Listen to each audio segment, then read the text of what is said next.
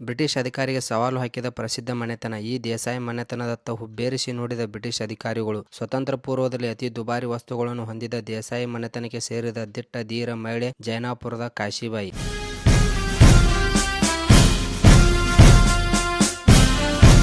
ಬೆಳಗ್ಗೆಯಿಂದ 30-35 ಕಿಲೋಮೀಟರ್ ದೂರದಲ್ಲಿರುವ ಈ ಜೈನಾಪುರ ಊರಿಗೆ ಸ್ವರ್ಣ ದೇಸಾಯಿ ಮನೆ ಮಗಳನ್ನು ಜೈನಾಪುರದ ಸಂಗಪ್ಪ ದೇಸಾಯಿಗೆ ಕಾಶಿಬಾಯಿನ ಮದುವೆ ಮಾಡಿಕೊಡ್ತಾರ್ರಿ. ಒಂದಿಷ್ಟು ದಿನ ಆದ್ಮೇಲೆ ಸಂಗಪ್ಪ ದೇಸಾಯಿ ಮರಣ ಹೊಂತಾನ್ರಿ. ಊರ್ ದೇಶಗತಿ ಎಲ್ಲ ಕಾಶಿಬಾಯಿ ಮೇಲೆ ಬೀಳ್ತೈತ್ರಿ. ಹೆಣ್ಣು ಮಗಳಾಗಿ 24 ಹಳ್ಳಿಗಳಿಗೆ ಕಾಶಿಬಾಯಿ ಹೇಳಿದ್ದೇ ವೇದ್ಯ ವಾಕ್ಯ ಆಗಿರ್ತೈತ್ರಿ.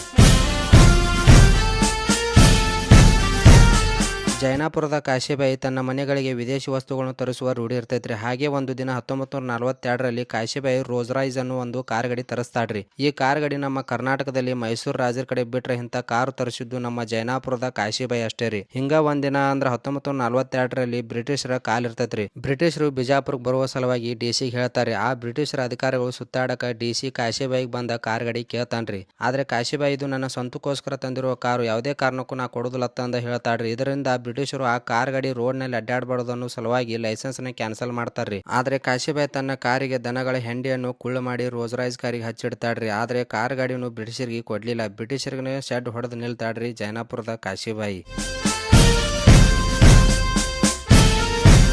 ಕೊನೆಯದಾಗಿ ಮನೆತನದ ಬಗ್ಗೆ ಹೇಳ್ಬೇಕಂದ್ರೆ 1947ರಲ್ಲಿ ಸ್ವತಂತ್ರಕ್ಕಾಗಿ ಹೋರಾಡಿದ ಮನೆತನ. ದೇಶಭಕ್ತಿ, ಜನರ ಬಗ್ಗೆ, ಶಿಕ್ಷಣದ ಬಗ್ಗೆ, ಕ್ರೀಡೆಗಳ ಬಗ್ಗೆ ಅತಿಯಾದ ಆಸಕ್ತಿ ಹೊಂದಿದ ಕಾಶಿಬಾಯಿ 1958ರಲ್ಲಿ ಮರಣ ಹೊಂತಾಡ್ರಿ. ಆದ್ರೂ ಈ ಕಾಶಿಬಾಯಿ ಇವಾಗ ಇಲ್ಲ ಅಂದ್ರೂ ಇವಳ ಹೆಸರು ಇಲ್ಲಿ ಚಿರಸ್ಥಾಯಿ ರೀ. ಇಂಥ ಇತಿಹಾಸ ಹೊಂದಿರುವ ವಿಡಿಯೋ ಏನ್ರ ಜೈನಾಪುರದವ್ರು ನೋಡಾಕ್ತಿದ್ರಂದ್ರೆ ದಯವಿಟ್ಟು ಕಮೆಂಟ್ ಮಾಡ್ರಿ. ಎಲ್ಲರಿಗೂ ನಮಸ್ಕಾರ ರೀ.